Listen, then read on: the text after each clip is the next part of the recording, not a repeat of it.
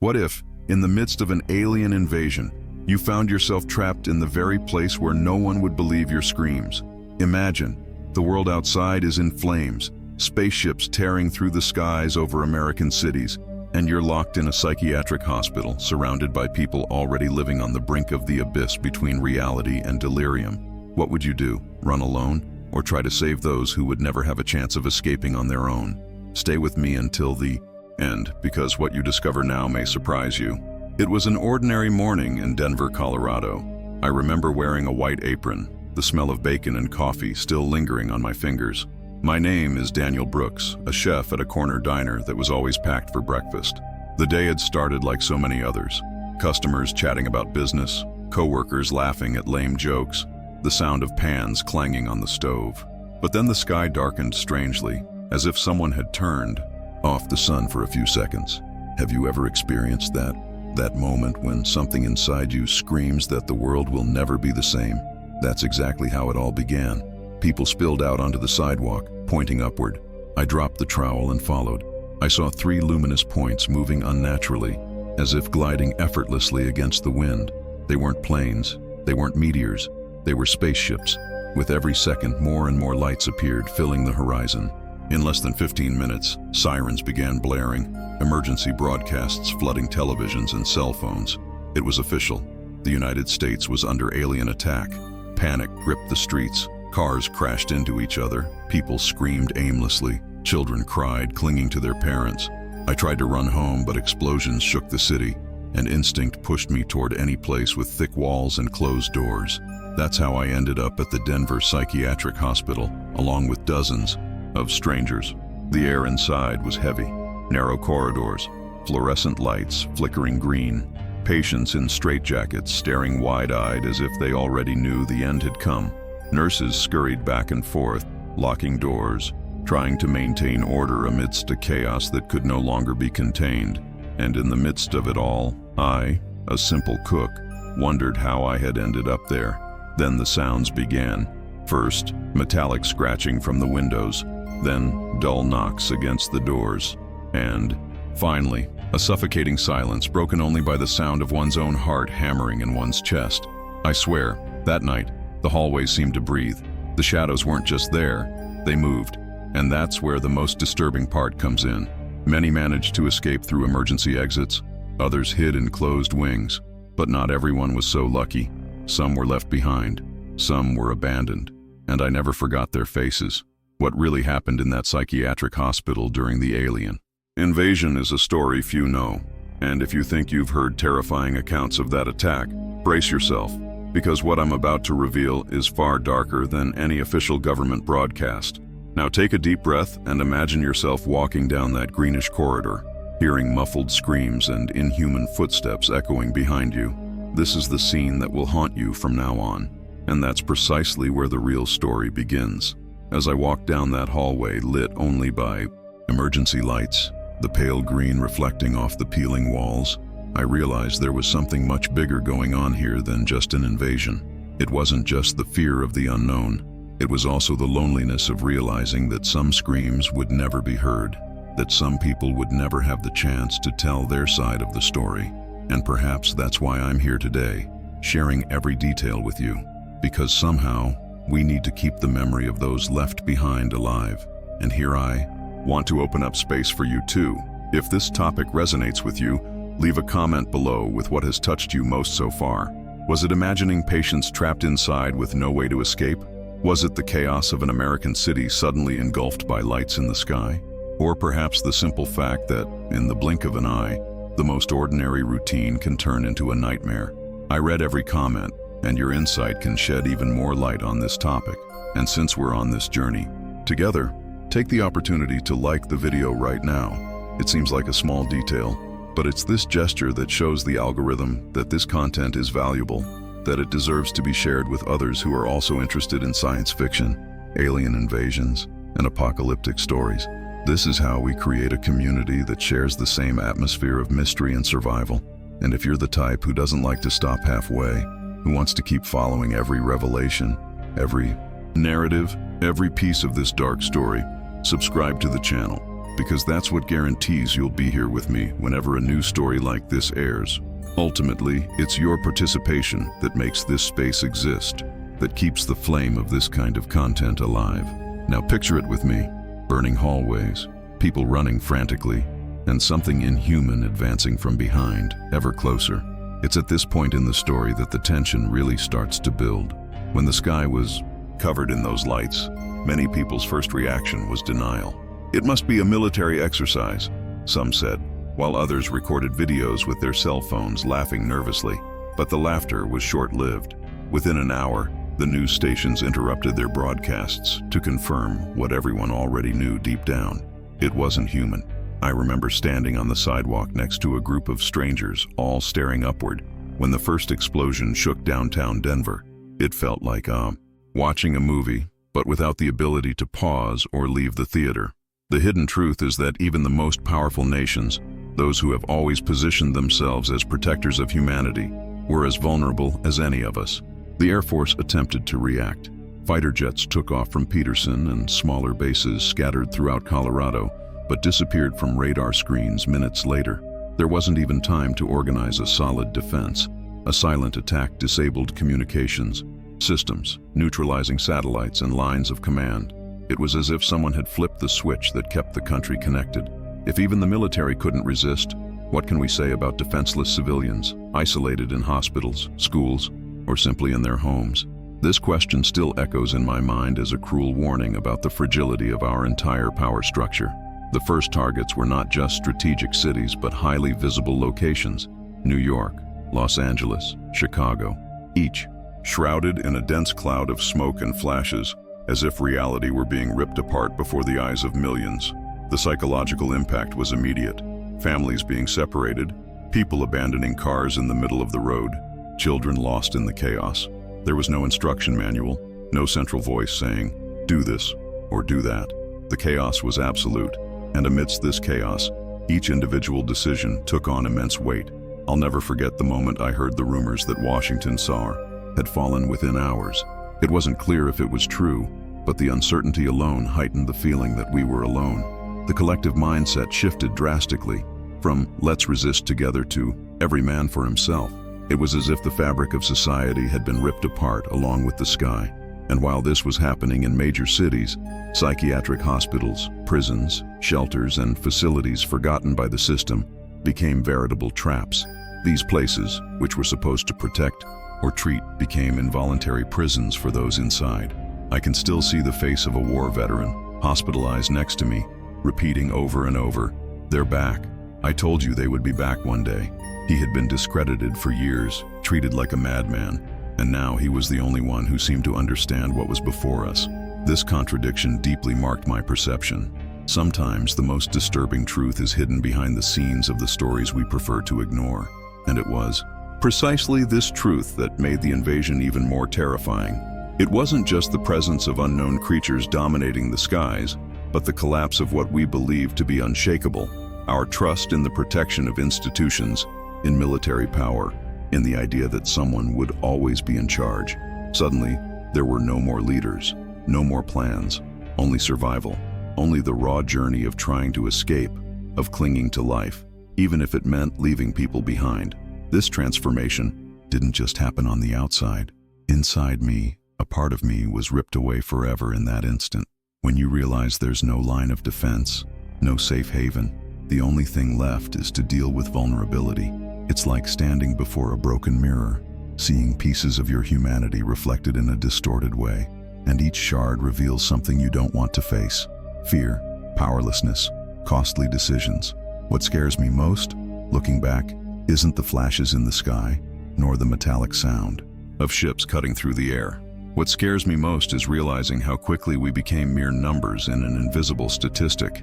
The streets were filled with interrupted stories, shattered dreams, and no one, absolutely no one, seemed ready to record it all.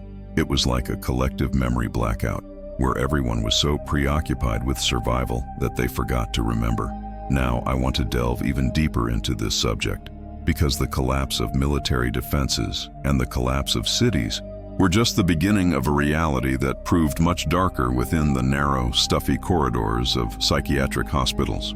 If it was already impossible to find refuge outside, imagine what it was like to be trapped in a place where the doors closed by themselves, and what lurked in the corridors was not just human despair, but something far worse. Comment. This makes sense to me. The psychiatric hospital seemed at first glance a refuge from the chaos spreading through the streets. The thick walls, heavy doors, and barred windows conveyed a sense of resistance, as if nothing could penetrate. Many civilians, desperate for shelter, believed this. They entered breathlessly, holding children by the hand, carrying bags filled with what they had managed to salvage, under the illusion that this remote building, almost forgotten by the rest of the city, would be the last bastion of safety amidst the end of the world. But the reality within those corridors was quite different from the hope that had brought them there. Outside, the sounds of sirens and explosions were constant, but inside the hospital, a different kind of disorder reigned. Doctors tried in vain to maintain order, raising their voices and issuing instructions to patients and new arrivals. Some shouted for calm, some prayed loudly for comfort, and even some insisted it was all a collective hallucination.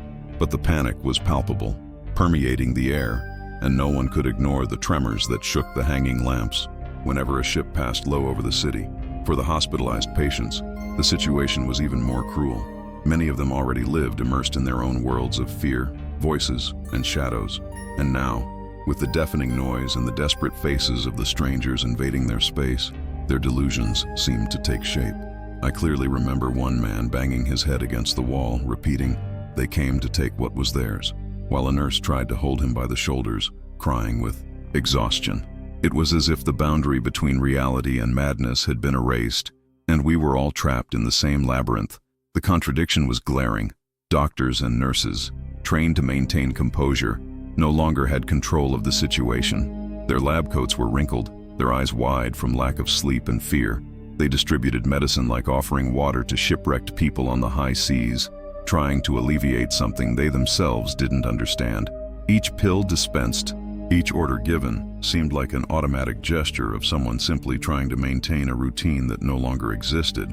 It was like watching, up close, the transformation of respected professionals into ordinary, vulnerable people, overcome by the same despair as everyone else.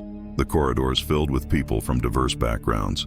A young reserve soldier who had rushed there after seeing his own base destroyed sat trembling in a corner, unable to utter a word. A mother, with two small children clinging to her legs, called for a phone that no longer worked. And an elderly man, hospitalized years ago for talking about lights in the sky, now smiled as if he had finally been proven right. This mix of characters created an almost unreal setting, like the backstage of a play where everyone was acting without rehearsal, improvising to survive. There was an invisible tension in every look, as if everyone knew the hospital wasn't as safe as it seemed. The bars that protected us also imprisoned us. The doors that closed off the corridors also blocked escape routes. It was a painful paradox. We were seeking protection, but we had perhaps entered the most dangerous place of all. The impact of this realization was brutal, because the feeling of refuge turned into a prison in the space of a few hours, and with it came the certainty that when the creatures finally appeared, there would be nowhere to run. This hospital, already a place of silent suffering, became a mirror of our own fragility. I felt that every decision made there, whether it was hiding in an isolated ward, locking the dormitory doors, or trying to keep the patients under control, carried enormous weight. Small choices, which on normal days would be mere details, were now decisions capable of determining who would survive and who would be left behind. It was the collective journey of people with nothing in common, forced to share the same fate. The hidden truth, however, is that the hospital was never prepared to withstand something so grandiose. It had no weapons, no walls, nothing but fearful people. And that's what made the atmosphere so suffocating. It wasn't just the threat of aliens outside, but the growing conviction that danger also came from within, from the panic that could explode at any moment. What one saw were not just peeling walls and flickering light bulbs, but a stage where the human mind was shattered in the face of the inevitable. The first signs that something had broken through the hospital walls were almost subtle, but the tension already pervading the atmosphere transformed every detail into a harbinger of catastrophe. At first, the sound seemed only like wind forcing the windows, a repeated metallic creak, as if the bars were twisting on their own. But there was no wind outside. The air was still, too heavy. The windows began to vibrate irregularly, as if someone were lightly running their fingers across the glass, and the more sensitive patients began to scream even before anything happened. It was as if they instinctively sensed that we were no longer alone. The fluorescent lights flickered rhythmically, casting the hallway in alternating green glows and complete darkness. This back and forth of light created silhouettes that seemed to move on their own, and each elongated shadow against the walls seemed to take on a life of its own. A nurse swore she saw a figure crossing the cafeteria entrance, but when we ran over, there was nothing but fallen trays and overturned chairs. The problem was that the floor was marked by something strange, footprints too thin to be human, but clear enough to leave us in absolute silence. From that moment on, no one believed the danger lay only outside. The sound of distant explosions still echoed, but it was drowned out by new noises coming from inside the building. A dull thud on ventilation pipes, short footsteps that multiplied as the corridor plunged into darkness, and a metallic smell, almost like burnt iron, permeated the nostrils. It was impossible not to sense that something was moving parallel to us, using the same corridors, hidden behind the scenes of the hospital. One of the patients, who had been in crisis since morning, began laughing uncontrollably. He pointed to the ceiling and shouted, "They're in! They're up here!" Some tried to calm him down, but when we looked at the ventilation grate, we saw the screws moving on their own, as if something were pushing from within. It was the first time I was certain these weren't just collective hallucinations. There was a real presence there, acting in a calculated way, exploiting our flaws. Minutes later, the lights went out completely. The hospital plunged into near total darkness, interrupted only by occasional glimpses of the explosion on the horizon, filtering through the cracks in the windows. In this silence, punctuated by the heavy breathing of dozens of people, came the first clear report. A nurse, locked in the north wing, reported seeing short, swift-moving creatures crossing the hallway. They weren't like the beings in classic science fiction stories, tall and imposing. They were smaller, agile, like scouts preceding a larger army. This revelation changed everything. The refuge mentality dissolved in seconds. If until then we had believed we were in a temporary shelter, now we knew we had been targeted. The psychological impact was immediate. People cried uncontrollably. Others tried to force the exit doors, but it was too late. Locked for safety, they now imprisoned us. Every decision we made seemed to push the group deeper into a spiral of fear. The transformation of the hospital into a living maze was so sudden that no one could come up with a plan. I remember the sensation of hearing their footsteps for the first time. They weren't heavy like a human's.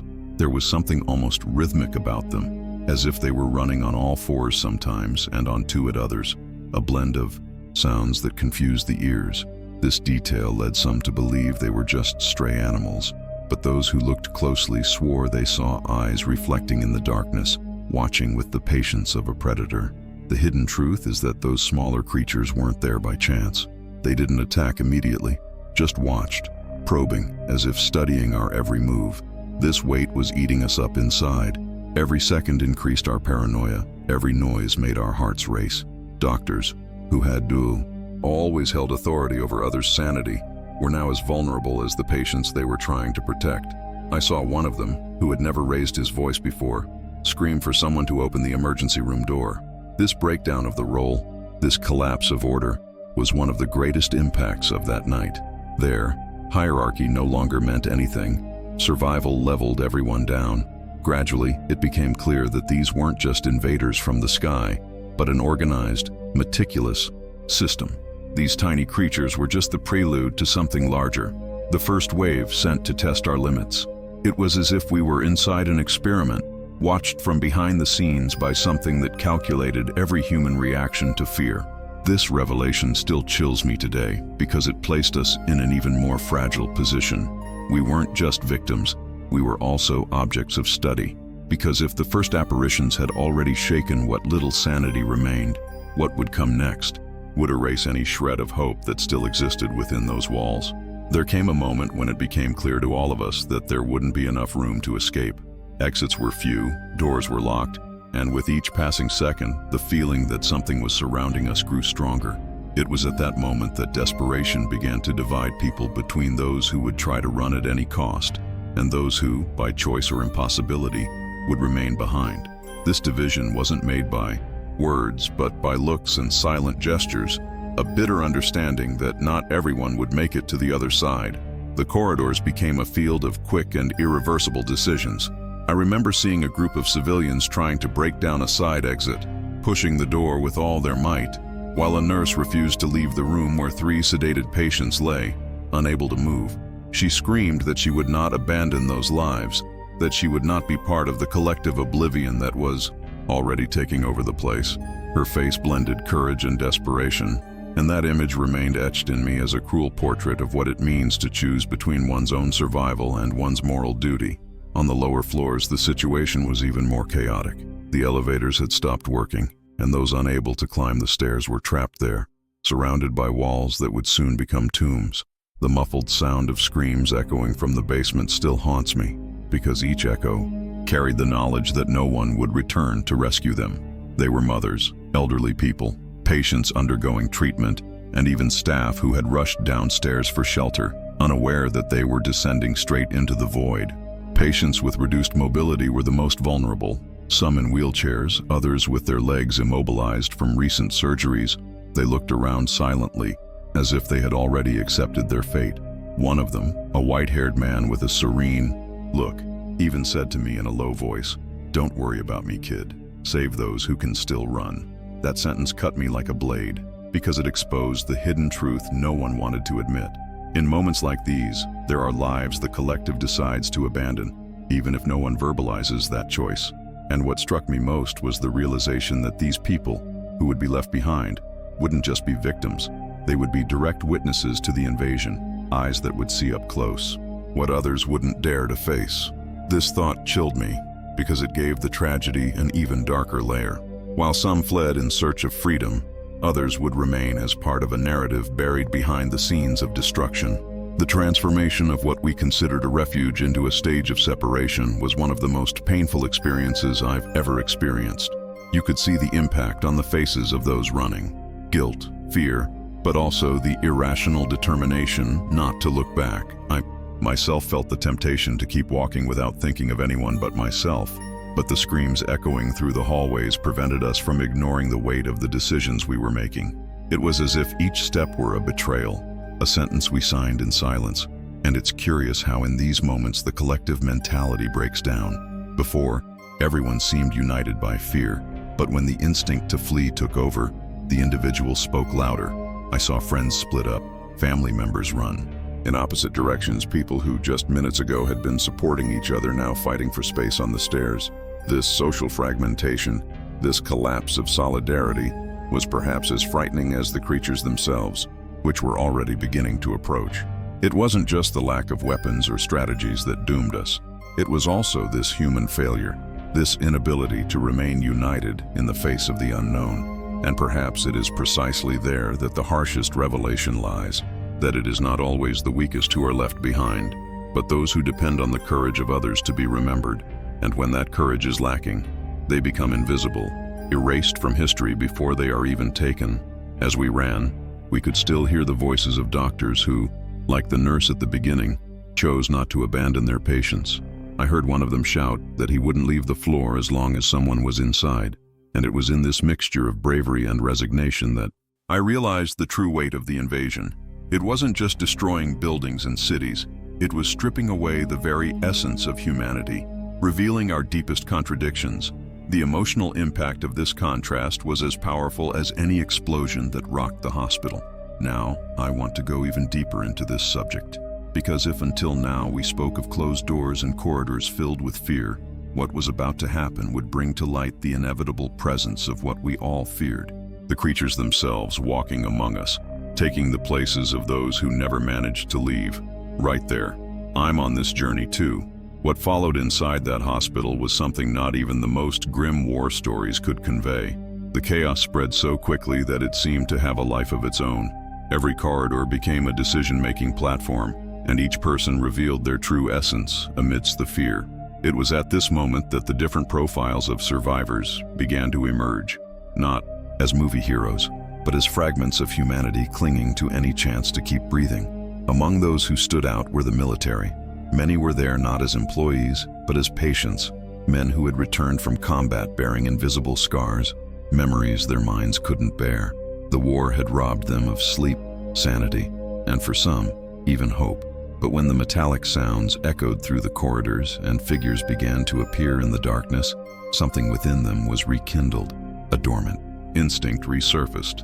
They knew how to recognize the footsteps of pursuit, how to interpret noises most would ignore, and they turned that knowledge into a kind of guide for the others. I saw one of them, a former sergeant, take the lead of the group with a firm gaze and a trembling voice, trying to organize the escape. It was ironic to realize that the very people who had been considered too unstable to live in society were now the ones who exuded the most courage. Another profile that emerged strongly was that of scientists. Some had been discredited for years, ridiculed for speaking of phenomena the scientific community called delusions. One of them, Dr. Harris, was known for persistently holding conferences on the possibility of extraterrestrial intelligence and was hospitalized after his obsession turned into isolation. Inside the hospital, he was treated as an eccentric figure, but when the creatures appeared, it was as if everything he said found immediate support. His eyes shone not only with fear, but with a strange certainty. He described the creatures in detail, saying they were only the first wave, and that the true impact would come with the arrival of the larger ones. Amidst the panic, his voice was at once a source of hope and terror, because if he was right, it meant that what we were seeing was only the prelude.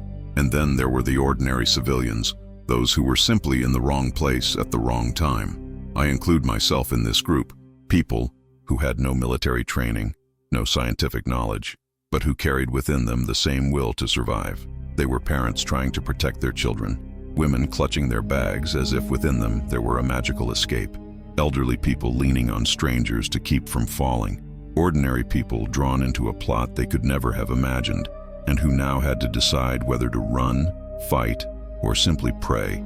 This mix of profiles created a dense, almost palpable atmosphere. It was as if each person represented a different piece of a puzzle, and together they formed a stark portrait of humanity facing annihilation. What touched me deeply was realizing how, despite their differences, everyone united in a single truth. No one wanted to be the next to be left behind. This unity, even if momentary, was charged with emotion. Soldiers trembling with traumatic memories held the hands of terrified civilians. Discredited scientists shouted instructions to nurses who, even without fully understanding, followed their instructions. It was survival forging unlikely bonds amidst terror. But this unity didn't erase the weight of the choices. Every decision made had an immediate impact. Closing a door to protect one group meant locking others out. Climbing the stairs might save some, but condemn those who couldn't walk. Everyone's mindset was transformed by these choices. It was no longer about right or wrong, but about who would have the chance to take another step. And this is where the most painful revelation presents itself. The invasion wasn't just demonstrating the aliens' strength, but also revealing, behind the scenes, the fragility of our human structures. The corridors echoed with screams and conflicting orders. The sound of slamming doors mingled with the creaking of pipes and the unsettling noise of approaching creatures. There were moments when we couldn't tell if what we heard came from humans in despair or something inhuman exploring the hospital's labyrinths.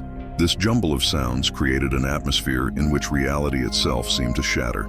The psychological impact was as intense as any physical attack. And in the midst of this chaos, I realized something that completely changed my perspective. Survival wasn't just about running or hiding. It was also about choosing who to believe, deciding who to follow, deciding every second whether fear would be an enemy or a driving force. This internal transformation was inevitable. I saw people who, minutes before, were crying uncontrollably, now pushing against barricades with tremendous force. I saw those who had always remained silent take the lead and issue orders that saved lives. And I also saw the opposite, natural leaders crumbling under the weight of responsibility. This collective journey inside the hospital was as revealing as it was terrifying. There were no masks, no time for role-playing. Every reaction exposed the essence of who we were becoming in the face of the end. That's why I say the true enemy wasn't just what prowled the corridors, but what was born within us. Fear can paralyze, but it can also unite. It destroys plans but creates strategies that would never emerge in times of peace. It's a distorted mirror of the soul, And that night we were all forced to face our own reflections.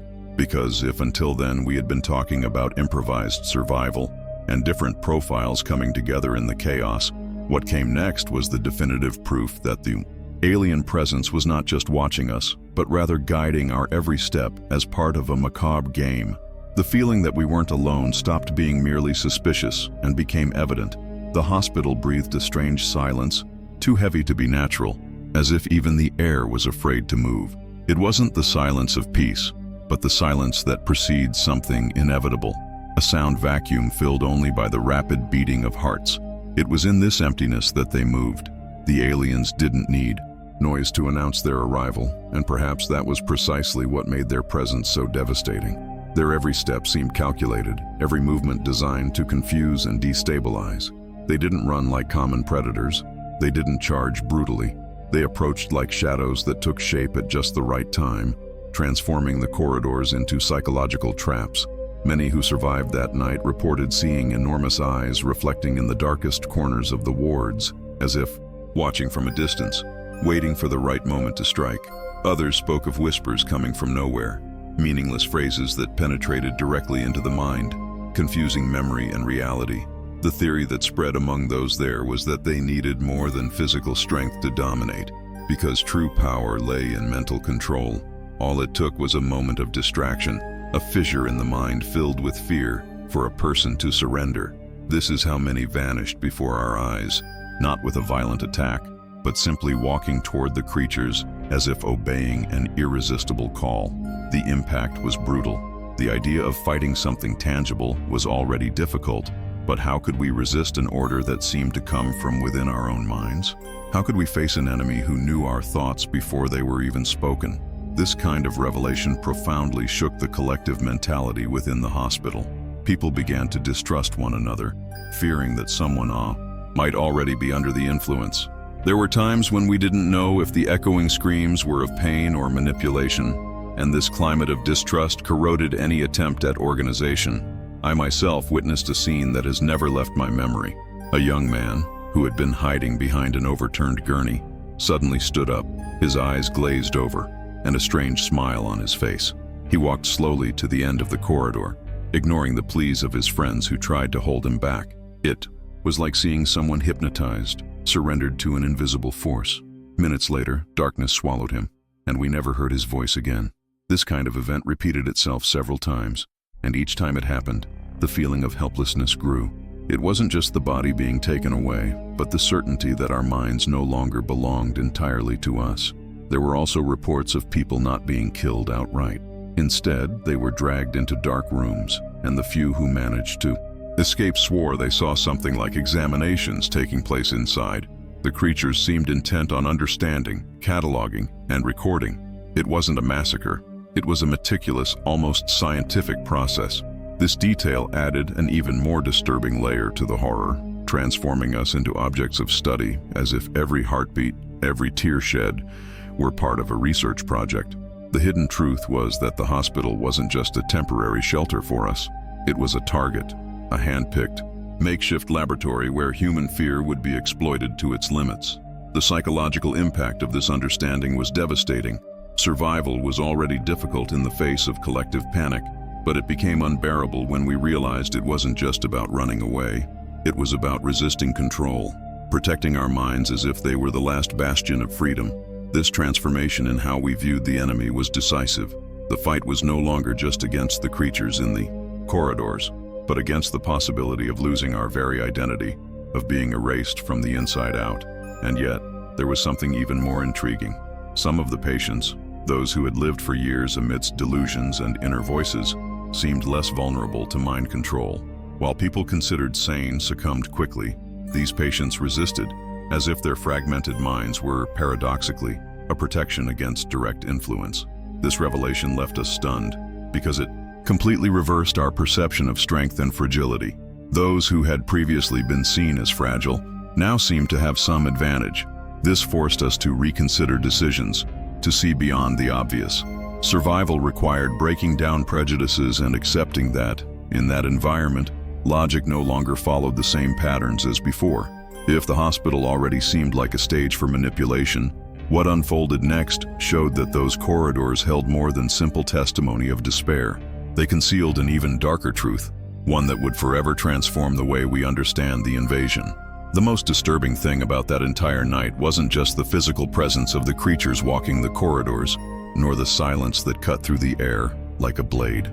What haunts me most to this day is the memory of those never seen again, people who were by my side, who shared the same fear, the same thin air, the same hurried footsteps, simply vanished. Some were taken before my eyes, dragged into the darkness of the lower wards. Others vanished without a trace, as if they had dissolved into the heavy hospital air. The void they left was not just physical, but psychological. Each disappearing face opened a new wound, a memory that insists on lingering even when the mind begs to forget.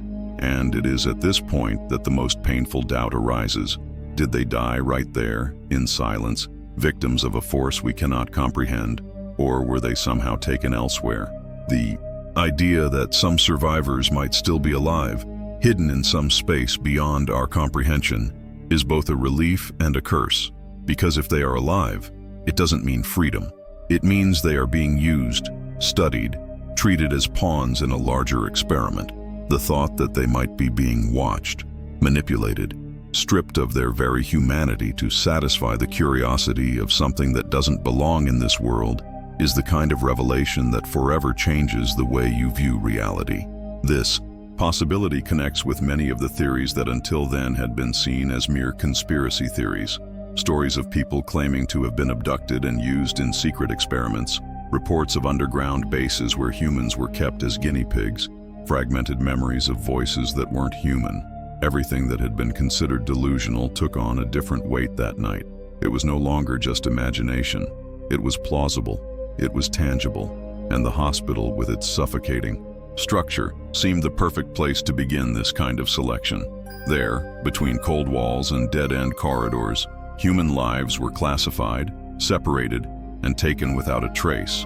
The memory of the abandoned is not only made of forgotten names, but of echoes.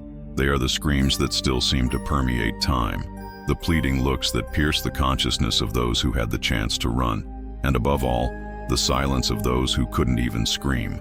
This silence is perhaps the cruelest memory, because it suggests that some didn't even resist, that they were overwhelmed before they realized what was happening. And this silence still mingles with the sound of my own heart when I find myself remembering that night. It's curious how the mind tries to protect itself by creating barriers. Over the years, I've tried to convince myself that everyone left behind was simply killed, because that would be easier to accept. But there are times when logic fails, and instinct speaks louder. In those moments, I feel like it wasn't the end for them. I feel like they're still out there somewhere, invisible to us, but trapped on a journey they didn't choose. And this thought eats away at me, because it gives our decisions that night a far greater consequence than we imagined. We didn't just leave bodies behind. Perhaps we left behind witnesses who now carry truths we can never hear. What if this is the hidden truth of the invasion? What if the goal was never mass destruction, but rather selective collection? The capture of specific individuals, different profiles, distinct mindsets. Each survivor lost within the hospital represented a piece of humanity taken beyond our reach. It was as if we were living not a war, but a global-scale study, with us humans reduced to variables in a calculus we don't understand. The impact of this realization is profound, for it forces us to see the event not just as an attack, but as a transformation of the very concept of survival. It wasn't just about who ran faster or who was luckier. It was about who would be chosen and who would be discarded. This revelation completely changes the narrative. It makes each forgotten face in the hallways more than just a victim. They become symbols of a greater mystery, silent cogs in a mechanism we still can't fathom. Now I want to go even deeper into this subject, because if up until now we've talked about the memory of the abandoned and the doubts it leaves us with, what comes next is even more disturbing. The realization that perhaps the entire hospital was never just the scene of an attack, but rather a planned part of a much larger experiment. Right there, I'm on this journey too. In every invasion, in every account that survives the test of time, we always hear about those who fought to the end, those who managed to escape, those who became symbols of resistance, but we almost never hear about those left behind, They become mere background noise in grandiose stories, forgotten shadows that slowly fade from collective memory. But the truth is that often it is precisely these abandoned ones who carry the most important answers, because they saw what no one else dared to look at. They witnessed the invasions behind the scenes up close, felt firsthand the impact of the silence, the choices, the doors that closed, and the hands that were not extended. The reflection this brings is inevitable.